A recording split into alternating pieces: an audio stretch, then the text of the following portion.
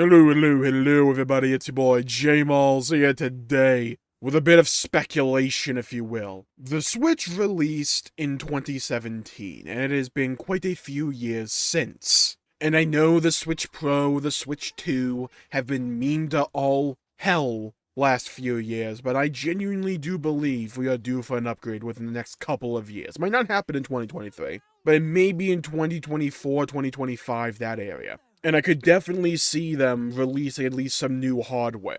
I don't know if they'll call it a Switch 2 or a Switch Pro, but I want to go over my expectations and what I want out of the console itself. So let's start off with expectations. Backwards compatibility with the Switch, if it's a console sequel, right? If it's not just like the PS4 Pro to the PS4, if it's a genuine Switch 2, then I 100% believe that it needs to have backwards compatibility with the Nintendo Switch games. Because I feel like they are on a winning formula with the Switch and just completely abandoning that entire install base on what everyone has worked towards and is collected when it comes to the Switch, I feel would be disadvantageous for the consumer, but also Nintendo as a company. Again, that's just my own personal viewpoint, but you already have this large install base. You don't want to segment that off and say, hey, you know all those games you got and you love on the Switch?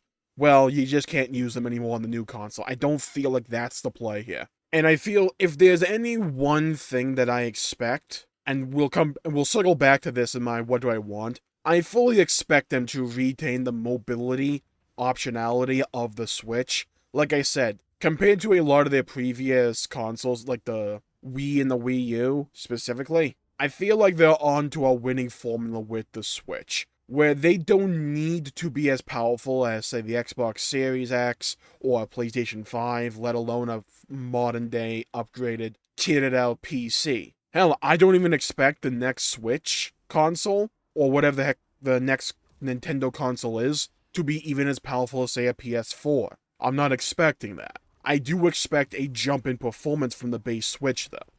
Maybe it will get base Switch levels of fidelity when it's not docked. I anticipate the improvements will largely be done on the dock side of things, though. And I don't think they have to do, or will do, what they did with the OLED and have it be mobile only. I think there will be versions like that down the line, but I anticipate some improved dock of some variety. And I don't anticipate resolutions like 1440, let alone 4K, but I imagine the improvements will largely be on the performance side of things. I don't think we'll really see a resolution upgrade with the Switch. I anticipate mostly it'll be added power for additional FPS, load times, maybe battery power for mobile, but I feel like I'm coping on that one. And ideally, for me, the games will hit closer to, if not hit a consistent 60 FPS, at least the first-party heavy hitters, like the 3D Mario games or the Zelda games, Xenoblade, stuff like that. If they want to retain that open world formula for Pokemon, that too. That's my ideal scenario, and I don't know if I expect them to hit a consistent 60 FPS, but I feel like the large bulk of improvements will go towards giving these companies more room to be flexible when it comes to the performance, so it will at least be a little stronger so that it can handle 1080p 60 FPS. At least for some titles. Again, that's ideally. And there's a couple things you have to bear in mind when it comes to a Nintendo console. They aren't designed for what I call power gaming. Pretty sure other people came up with that term, it's a really good term to use right now. Where Nintendo's not about pushing the hardware to its absolute limits, getting out every little bit of texture quality and resolution, anti-aliasing, lighting, and frame out of these games, and out of the first-party titles especially. They're not really about that. You don't buy the latest Nintendo console or game for cutting-edge graphics. There's three. There's three things, I believe, that are inherent to Nintendo's brand at this point. That's portability, the price point of the console, and games that rely more on their colorful, high-contrasting art style than they do on resolution or high frame rates. I doubt this thing will go more than 400 USD, if that.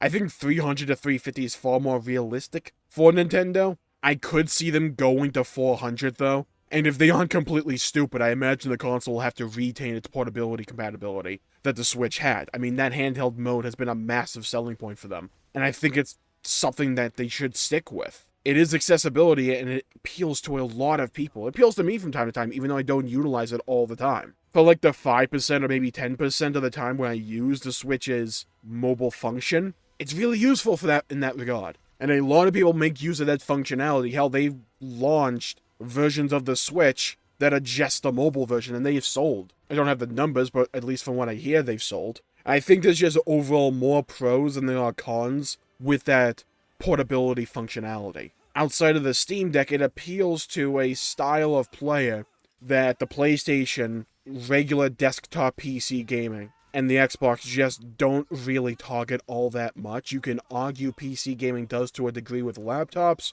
but I would then argue that the Switch is just more useful for certain situations. Like if I'm staying in a hotel room, right, like a laptop's fine. But if I'm taking the train or like something along those lines where I'll be walking around places more, or I just want to go lay in my bed. There's a lot of other situations where having a console that's as compact as, say, the Switch is more beneficial, at least to me. And I feel like that's one of the reasons you're seeing the Steam Deck sell as much as it is. Because there are different layers and different levels to portability, and the Switch strikes a good balance between something as big as a laptop and then something as small as a 3DS. It strikes a good in-between there. That's largely what I expect out of the new console. I expect there'll be some performance upgrades, not necessarily for resolution, but mainly for frame rates and load times and stuff like that. Maybe we can see more of the first-party heavy-hitting titles hit a consistent 60 FPS. That might be, like, optimism from me speaking there. But what do I want? I also expect it to retain its portability. That's just too much of a core identifying feature of Nintendo nowadays. And if they aren't going to make another DS console-esque, I just fully believe we'll see the dock and the tablet-esque nature of the Switch continue into the next iteration. Now, what do I want out of either the Switch Pro or the Switch 2? A lot of what I want falls in line with my expectations. Like, I'm not overly hyped or anything, but I feel like it could be a good step for Nintendo as a whole. And I want a marginal increase in power, retain the portability.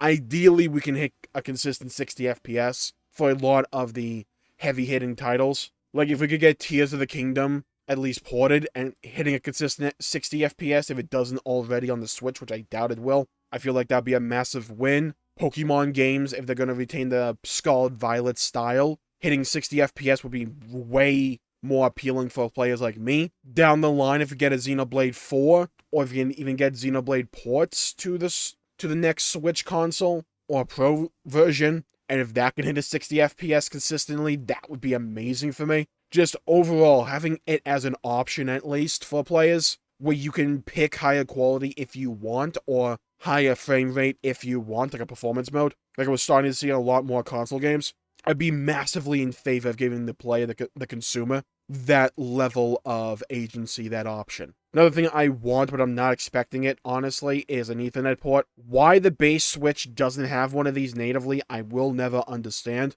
And I think they change this with later versions, but I'm not sure which model has it. Mine doesn't, and that should 100% be a standard part of a console, in my opinion, is having an Ethernet port. Not having one or having to get an adapter is an immediate turnoff for me to play, like, anything online. It's one of the reasons I never really touched Smash Ultimate Online, outside of it being Smash Ultimate Online. Like, sure, Wi-Fi works, but I mean, come on. I'd rather just have the option. Again, it's all about giving players the option, because that's one of the best features of the Switch. You just want to really lean into that. You give the player the option to play portable or as a regular console in its docked form. Give players a performance option for higher FPS. Give players the Ethernet port to use if they want. Just adding more options for the player. Outside of that, honestly, the only things I really want to see updated or renovated from the current model's design comes down to the controller, and specifically the Joy-Con. I'd like to see a bit of an update on the Joy-Con design front, not a complete overhaul. My hands are rather large and I can use Joy-Cons rather comfortably. Like, they aren't bad by any means, but going from a Pro controller to using the Joy-Cons, whenever I happen to use it off the dock, the lack of ergonomics and the sticks stand out to me every time. Nothing major though, just something I'd like to see. Maybe borrow the hand rest design from the Pro Controller or even the Steam Deck if you want. I'm going to lean more towards the Pro Controller on this front for consistency there, and the fact I haven't actually held a Steam Deck before, but I feel giving this Joy-Cons a little bit more ergonomics would go a long way for me, or at least having optional models be designed for that. And then pivoting over to the Pro Controller, just replace that D-pad with the ones from the Joy-Con, in all honesty. Like, if you change the D-pad on the controller, at least the Pro Controller, I'm cruising down the highway and satisfied. I absolutely love the freaking controller overall. The Switch Pro Controller is one of my favorites out there right now. It's just the D-pad, and it's one of the only Nintendo consoles where the controller I've ever used is comfortable in my hand without any needing to adjust to it. The Wii U Pro Controller was really good, but I like the changes and iterations that they made going to the Switch Pro Controller. It's very comfortable for longer gaming sessions. It's just nice to have in my hand. It feels good. It's lightweight, but it feels strong and durable enough. It's comfortable to hold, and it's comfortable to press the buttons. It's just the D-pad I'd like to see some renovations with, because it's too easy to try and hit the left or right on the D-pad, and for you to accidentally go up or down. Like, this is so apparent to me when I play Xenoblade Chronicles 1, and I'm trying to go over to the left, and I accidentally move to the middle because I hit up or down on the D-pad, trying to use my various aughts. Like, you change the D-pad, and I'm cruising down the highway of success. I'm happy, and I would be, like, happy in perpetuity there. But I feel like one of the biggest things that I want them to keep in mind while designing the next piece of hardware is don't fix what isn't broke. The Switch, in my opinion, is a really working and successful formula. I don't want to see them trying to go back to handheld like the Switch. I don't want them to try and do some weird gimmick like the gamepad that the Wii U had. I like the thing, but honestly, I think the Switch is the best console they've released in generations. Like, you'd probably have to go back to the GameCube, and even then I wasn't completely satisfied with the controller. But the portability, the controller, the games that are on the Switch are just really good. Don't throw all that away just after some, like, vague goalpost of being new and innovating. Just iterate. Get more power into the dock or this console itself. Up those FPS values, make it easier to use the thing portable. Longer battery life. Just expand and iterate on what is there and what worked. Add an Ethernet port to all the versions. Maintain that Pro Controller layout, that overall design. Fix stick drifting. Like, sure, I'm not sure if that's a problem you can actually fully fix, but at least work on that as a whole. Like, I don't suffer from it, but I know a lot of other people do. At least I've heard a lot of other people do. But yeah, just lean into what worked and iterate on that. Add to it. Expand on it. Give the player more options, more ways to customize it, more ways to interact with it. If a player wants to use it as the regular, at-home, standard console device, let them be able to do that. Give them the Ether port to do that. If you have to make the dock a little bit bigger to accommodate for all that, fine, go ahead. But again, lean into what worked for the Switch and just make that even better. So yeah, I'm going to call the video there for the day. Thank you all for tuning in. My pleasure for making the video. If you enjoyed it, please leave a comment down below with what you wanted to see